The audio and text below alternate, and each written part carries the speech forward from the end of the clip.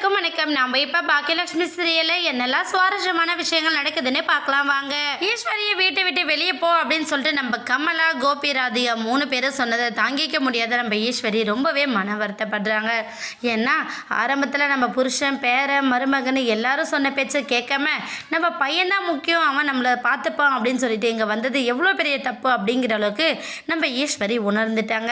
உணர்ந்தாலும் இன்னொரு பக்கம் நம்ம எந்த தப்புமே பண்ணாமல் இந்த தப்புக்கெல்லாம் தண்டனை நம்ம அனுபவிக்கிறதா இருக்கு அப்படின்னு சொல்லிட்டு ரொம்ப வேதனையும் பட்டு அந்த வீட்டை விட்டு அவங்களோட ட்ரெஸ் எல்லாம் பேக் பண்ணிட்டு வந்து வெளியே நிற்கிறாங்க. நம்ம ஈஸ்வரி வெளியே நின்று என்ன பண்ணுறது ஏது பண்ணுறதுன்னு தெரியாமல் மன வருத்தத்தோடு நிற்கிற நம்ம ஈஸ்வரி என்னடா செய்யலாம், இதுக்கப்புறம் நம்ம எங்கே போகிறது அப்படிங்கிற அளவுக்கு தான் யோசிச்சுட்டு நிற்கிறாங்க.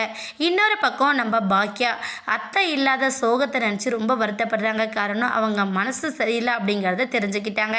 மனசுக்குள்ளே அத்தை மேலே ரொம்ப அக்கறையோடு இருக்கிற நம்ம பாக்கியாவுக்கு ஈஸ்வரி அவங்கள கூப்பிட்ற மாதிரி ஒரு ஃபீல் வந்து வெளியே வந்து பார்த்தா ஈஸ்வரி வெளியே நின்றுட்டுருக்காங்க. இதை பார்த்தா பாக்கியா ஓடி வந்து அத்தை என்னாச்சு, ஏன் இங்கே நின்றுட்டுருக்கீங்க அப்படின்னு சொல்லி கேட்க ஈஸ்வரி வந்து கதறி அழ ஆரம்பிச்சுறாங்க.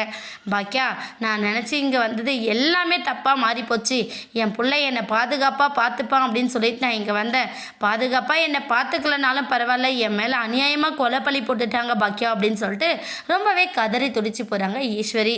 இதை கேட்டதுமே பாக்கியா, அத்தை என்ன சொல்கிறீங்க, நீங்கள் என்ன சொல்கிறீங்கன்னு எனக்கு ஒன்றும் புரியல, என்ன நடந்துச்சு எனக்கு அதை சொல்லுங்கள் அப்படின்னு சொல்லிட்டு நம்ம பாக்கியா கேட்குறாங்க.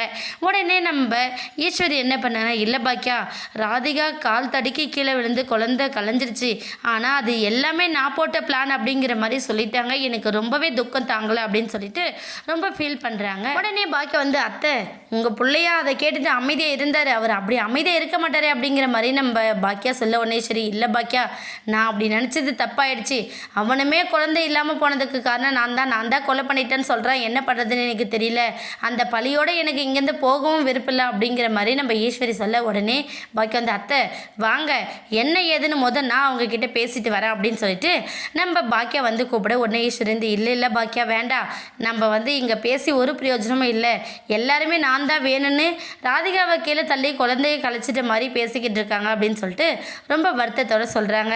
உடனே நம்ம பாக்கியா ஈஸ்வரி கூட்டிகிட்டு சரி வாங்க அத்தை வீட்டுக்கு போகலாம் அப்படிங்கிற மாதிரி கூட்டிகிட்டு போகிறாங்க. கண்டிப்பாக இதோட பின்விளைவை நம்ம கோபி, ராதிகா எல்லாருமே ஃபேஸ் பண்ண போகிறாங்க. வெயிட் பண்ணி பார்க்கலாம். இந்த வீடியோ உங்களுக்கு பிடிச்சிருந்தா மறக்காமல் நம்ம சேனலை சப்ஸ்கிரைப் பண்ணுங்கள். தேங்க்யூ.